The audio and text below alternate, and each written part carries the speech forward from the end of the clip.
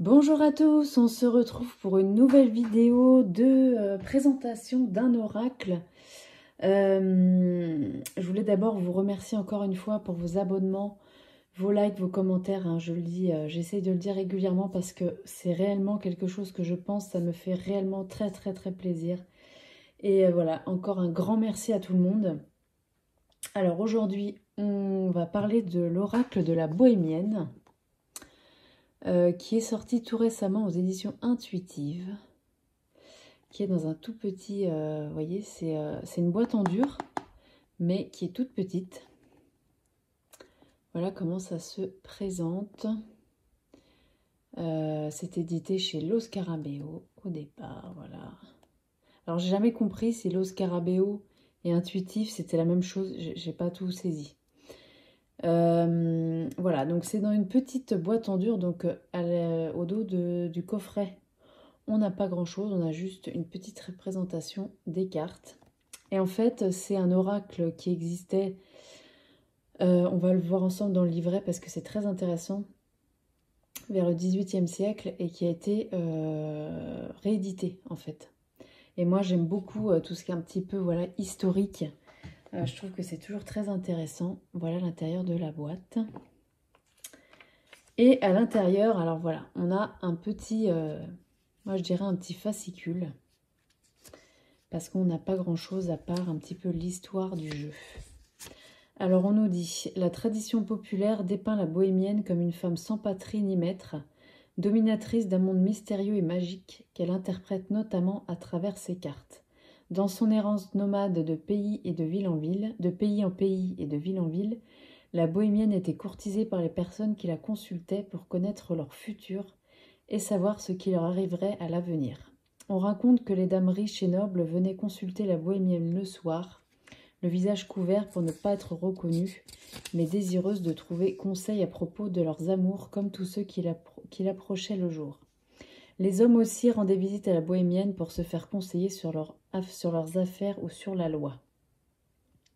La légende nous rapporte qu'un pacte d'amitié et de loyauté avait été établi entre les Sibylle et la bohémienne. On raconte que la reine des bohémiens avait toujours utilisé ces cartes et que celle-ci n'avait jamais suggéré une prédiction erronée. C'est pourquoi la bohémienne aidait tout le monde sans jamais s'arrêter dans un endroit. Mais quand elle prédisait des événements malheureux, elle prodiguait toujours de précieux conseils sur la façon de les éviter ou de leur faire prendre une tournure différente. Beaucoup de personnes étaient jalouses de la bohémienne et de sa liberté. Elles voulaient l'obliger à rester à tout jamais au même endroit, de manière à résoudre les problèmes de chacun. Certaines d'entre elles se mirent donc d'accord pour épier les cartes de la bohémienne lorsque celle-ci faisait des tirages de cartes. Ils les réussirent et les copièrent de manière à pouvoir en comprendre le sens et leurs secrets.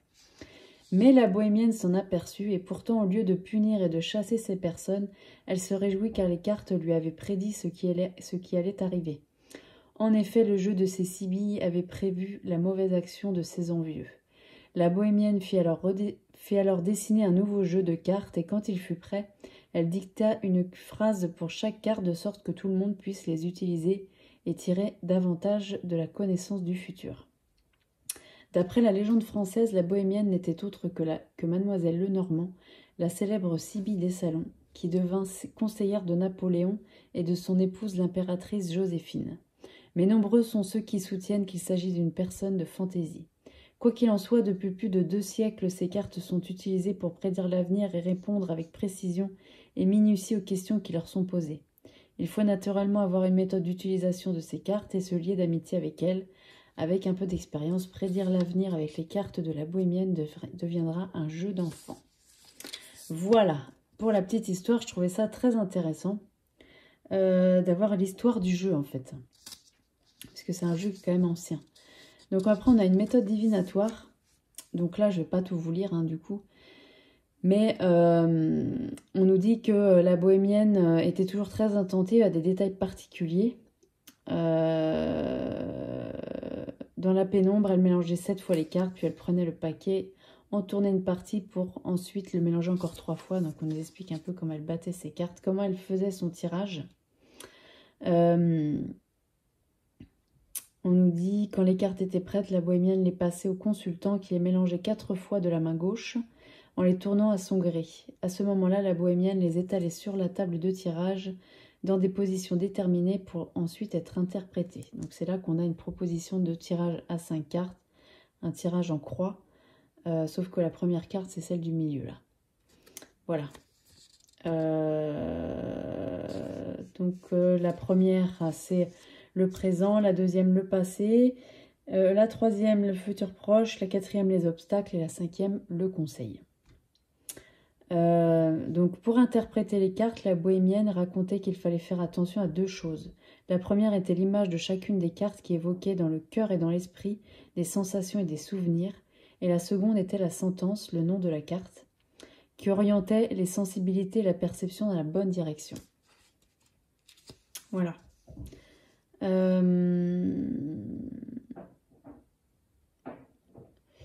Ok, et puis ensuite on a les cartes. Alors malheureusement, on a pratiquement rien. On a juste... voilà, on nous dit, vous trouverez ci-dessous le nom des 52 cartes pour vous familiariser avec. N'oubliez pas que le titre de chaque carte a autant d'importance que l'illustration. C'est en association les deux que vos guidances seront le plus précises possible. Et là, on a juste le titre des cartes, mais on n'a pas d'explication. Alors moi, au départ, je me suis dit, bon, c'est pas grave, c'est quand même intuitif. Au final, j'ai quand même réussi à trouver sur Internet la signification. Donc si vous tapez Oracle de la Bohémienne, alors par contre, je les ai trouvés en anglais, donc il a fallu tout traduire. C'était simplement des mots-clés par contre. Mais j'ai trouvé ça quand même intéressant, puisque comme c'est un jeu ancien, je trouve qu'il y a certaines cartes, elles ne voudraient peut-être pas dire la même chose aujourd'hui. Vous allez voir pourquoi. Alors, on a le dos des cartes qui est comme ça. Voilà. Donc ça fait un aspect ancien. Hein. La qualité est très bien, elles sont quand même épaisses. Voilà. Est-ce que j'ai une carte éventuellement de tarot là pour que vous puissiez vous rendre compte de la taille? Ouais, j'ai ça. On va prendre ça. Hop. Voilà. Là, on a le Lightseers Tarot. Et voilà. Donc vous voyez, c'est assez petit. Hein. Mais moi, c'est ça qui m'intéressait aussi parce que je trouve ça sympa, des fois, des petits jeux. Alors, donc, le dos, on l'a vu. On a des tranches neutres, si ça veut bien focuser, voilà. Et voilà le style d'illustration. Alors, on a le malade, la pensée, la menthe. Il faut aimer hein, ce genre-là, mais moi, je trouve que c'est sympa. Légèreté. Alors, par exemple, pour la légèreté, ça va pas vouloir dire la même chose. On va regarder après. Moi, papillon, tout de suite, je me suis dit transformation. Pas du tout. C'est pas du tout ça. Même si on a le titre, mais le fait de voir l'image, ça nous induit. Chagrin. La constance. Les bons vivants. Pareil. L'image et le titre... En fait, ça veut pas... la signification n'est pas tout à fait ça, je vais vous dire après. Prison, la chance, la consolation. Alors, on a un encadré noir hein, sur chaque carte. Bon, moi, ça ne me gêne pas tellement, mais peut-être que ça pourrait en déranger certains. Les noces. On a aussi des termes. Par exemple, les noces, c'est très rare maintenant qu'on dit ça. Conversation, désespoir. Alors celle-là, elle est assez explicite. Donc, les images en soi, elles sont intuitives. L'amour, la domestique. Alors ça, il y a plein de choses à dire. Hein. La maison, l'ennemi au féminin, parce qu'on a ennemi au féminin et au masculin. L'argent, l'hypocrisie, avec ce pauvre chat, franchement. L'amant, le prêtre, la pièce. Ça, c'est compliqué aussi, mine de rien. Ça peut vouloir dire plein de choses. Donc, on peut l'utiliser à l'intuition, il n'y a pas de souci. Mais simplement, moi, je sais pas, j'avais envie d'avoir l'essence, enfin, la signification de base, en fait. L'épouse, le marchand, le militaire, les soupirs, l'espoir, la surprise, l'homme de lettres. Alors pareil, homme de lettres, c'est un terme qui est plus tellement utilisé aujourd'hui. Je vais vous dire d'ailleurs, parce qu'en fait je suis en train de passer toutes les cartes, mais ça serait peut-être sympa qu'on puisse voir ce que ça voulait dire en fait. Homme de lettres, homme de lettres, homme de lettres. Hop. Je vous la remets en gros plan. Donc là, c'est la retraite, la longévité, la sagesse, le pardon, offrir des conseils à un problème, s'isoler. Alors effectivement, je sais pas, moi au départ, je le voyais un peu comme le hiérophante. Au final, il y a le prêtre aussi. Bon, donc c'est ça en fait, cette carte-là. D'ailleurs, le prêtre, je suis désolée, je passe un peu du coq à l'âne là. Le prêtre, moi je me suis dit, je vais le voir comme le hiérophante. Et après, on fait comme on veut, hein. On peut aussi donner la signification qu'on a envie. Hein. Le prêtre, c'est les croyances, la spiritualité, effectivement. Besoin de moralité, besoin d'être guidé. Répression sexuelle, et j'ai marqué le hiérophante du tarot. Donc là, effectivement, on peut le voir comme le hiérophante, celui-ci. Ensuite, on a l'enfant.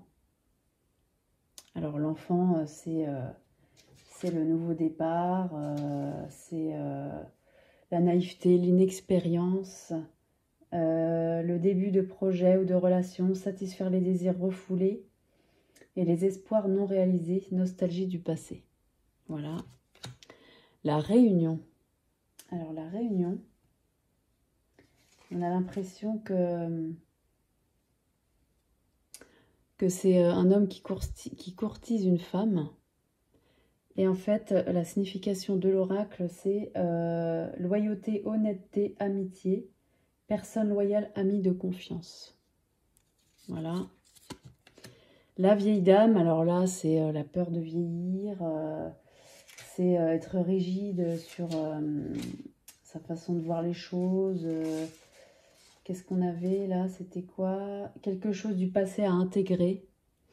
Sage décision, pensée rigide, peur de vieillir, manquer de temps. Voilà, bon, ça c'est des choses qu'on pouvait voir à l'intuition. Le voyage, déplacement, vacances, autodécouverte, progrès, changement accueillant et harmonieux. Bon, bah ça on aurait pu le trouver. Le veuf. Alors le veuf, c'était déjà un peu plus compliqué. J'avais vu la vidéo d'Oflan, la cour des oracles, qui l'avait très bien décrite cette carte sans avoir les explications. Effectivement, c'est être dans le passé, dans le souvenir, une situation qu'il faut accepter, isolement, sentiment d'abandon, parents de sexe masculin plus âgé, faire le deuil d'une situation. Voilà. Donc ça, effectivement, mélancolie, bon, ça va. La gaieté aussi. La fidélité avec le chien. Attente. Le gentilhomme. Plus compliqué déjà. Parce que le gentilhomme, c'est plus quelque chose qu'on voit maintenant. Hein. Alors le gentilhomme, c'est obligation. Chef, professeur, vous avez l'impression que quelqu'un d'autre a autorité sur votre vie et vous dicte ce que vous pouvez faire ou non. Je l'aurais pas vu comme ça, cette carte-là. Voleur, bon, là c'est un peu plus facile. Le malheur, on peut l'avoir comme la carte de la tour dans le tarot. La jeune fille, alors c'est la bienveillance, l'amour, la passivité, fait référence à vos propres aspects féminins ou à votre mère. Elle représente aussi la tentation et la culpabilité. Le messager, alors le messager... Annonce ou invitation en attente de résultats ou d'un appel téléphonique. Là est un message important que vous devez transmettre et faire savoir aux autres. L'allégresse, pareil, c'est un terme qu'on n'utilise plus du tout. C'est passer un bon moment, créativité, sensation de plaisir, du divertissement, bien-être, assister à un événement où il y a de la joie et des rires, harmonie entre amis et proches. Voilà. Le service. Comme une carte domestique aussi, je me suis dit quelle est la différence vraiment entre les deux. Je trouvais que ça se rejoignait un peu. Alors le service, c'est découverte. Non, c'est pas ça. Soumission, recevoir de l'aide ou offrir de l'aide aux autres. Bon. Effectivement, hein, ça c'est rendre un service. L'orgueil. L'orgueil, je vous le dis tant que je suis là, hein, du coup. L'orgueil, où est-ce qu'il est? Vanité, trop ambitieux, exhibé, fierté, arrogance. Voilà. La mort, alors la mort, pareil, on peut la voir comme la carte de la mort dans le tarot. La réponse est non, fin, il est temps de passer à autre chose, oubliez le passé et partez dans une autre direction, écroulement d'une situation. Bon, ok. Ennemi au masculin, parce que on a vu qu'il y avait le féminin. Là, on a faiblesse, hostilité, doute de soi. Imposteur, attitude contradictoire, idée opposée. Et la lettre, vous avez vu qu'on avait la carte du messager. Une réponse, approbation, demande, document, contrat, un message via n'importe quel mode. Les nouvelles apportent des changements d'une manière ou d'une autre, nouvelle opportunité ou défi. Alors, il y a juste quelques cartes là que je vous ai pas... par exemple, la carte du malade. Malade, c'est... On peut voir ça comme un besoin de repos. Hein, voilà, on peut voir ça comme ça. La signification, c'est retard de récupération, bien-être au plus bas, mais possibilité de rétablissement. Maladie prise en excuse pour ne pas faire quelque chose. Incapacité à faire face à une situation. Changement désagréable, se sentir mal. Voilà. Qu'est-ce que je peux vous dire d'autre? La légèreté, voilà.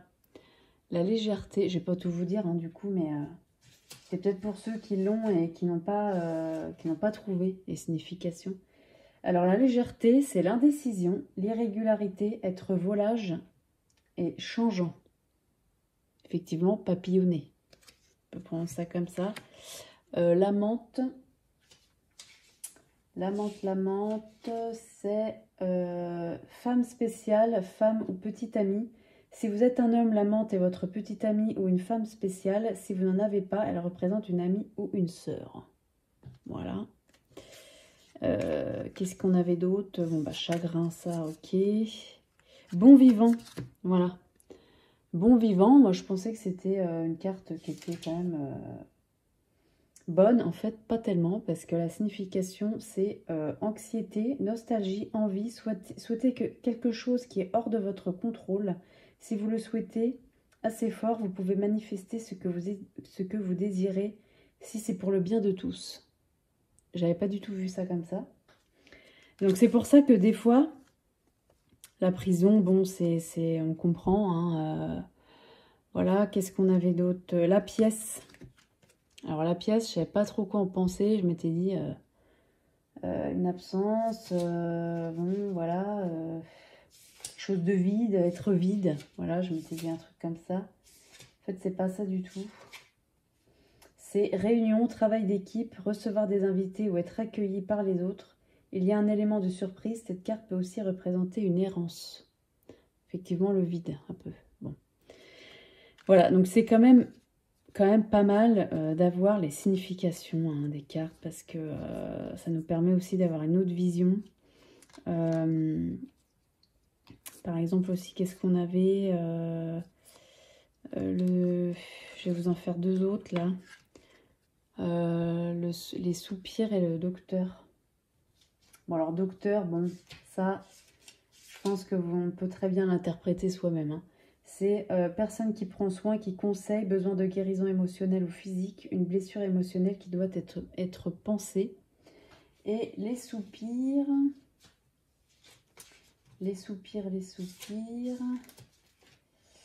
Solitude, chagrin, femme aux personnes en peine, situation douloureuse, isolement, sentiment d'abandon, différencier les choses et prioriser-les, se sentir submergé, peur de la séparation. Alors, on peut voir beaucoup de choses sur toutes les cartes à chaque fois, donc on peut décider de le faire complètement à l'intuition.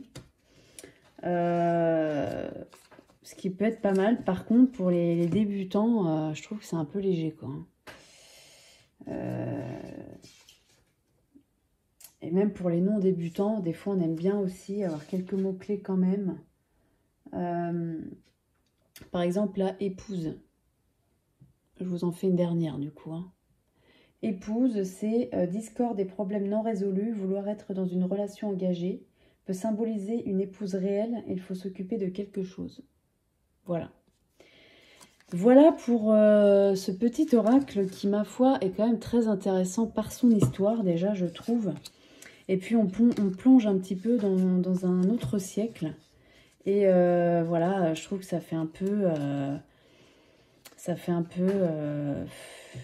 ancien, il y a une vraie histoire, je sais pas, il y a quelque chose de moi qui me plaît beaucoup. Il est de petite taille, ça aussi c'est intéressant, voilà. Effectivement, pour l'emmener partout, ça peut être très sympa. Et puis je trouve qu'il change aussi, quoi. Il est particulier, il faut aimer, c'est vrai.